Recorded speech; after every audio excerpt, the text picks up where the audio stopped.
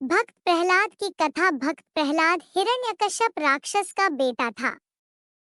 हिरण्यकश्यप ने तपस्या कर भगवान ब्रह्मा से वरदान मांगा था। भगवान से उसे यह वरदान मिला कि किसी भी अस्त्र शस्त्र से नहीं मारे जाओगे, न रात में, दिन में, न धरती में, न आकाश में।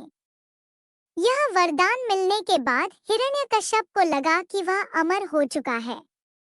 उसने अपने छोटे भाई का बदला लेने के लिए देवताओं को परेशान किया।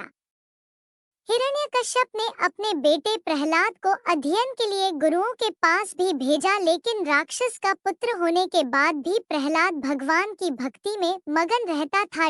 बालक प्रहलाद की हरि भक्ति की परीक्षा लेने के लिए हिरण्यकश्यप ने कुछ सवाल पूछे। प्रहलाद ने हिरण्यकश्यप को बताया कि सबसे श्रेष्ठ भगवान हरि है, इसलिए वो उनकी ही पूजा आराधना करेगा।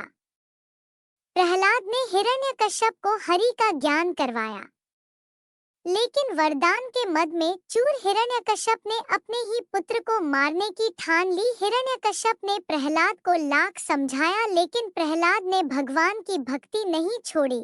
इसके बाद हिरण्यकश्यप ने प्रहलाद को यातनाएं देनी शुरू कर दी। हिरण्यकश्यप ने अपने सेवकों को प्रहलाद को मारने का आदेश दे दिया।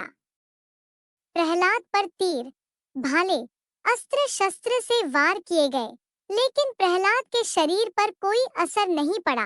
हिरण्यकश्यप ने परेशान होकर प्रहलाद को हाथी के पांव के नीचे कुचलने का आदेश दिया, लेकिन हाथियों ने भी प्रहलाद को नहीं मारा।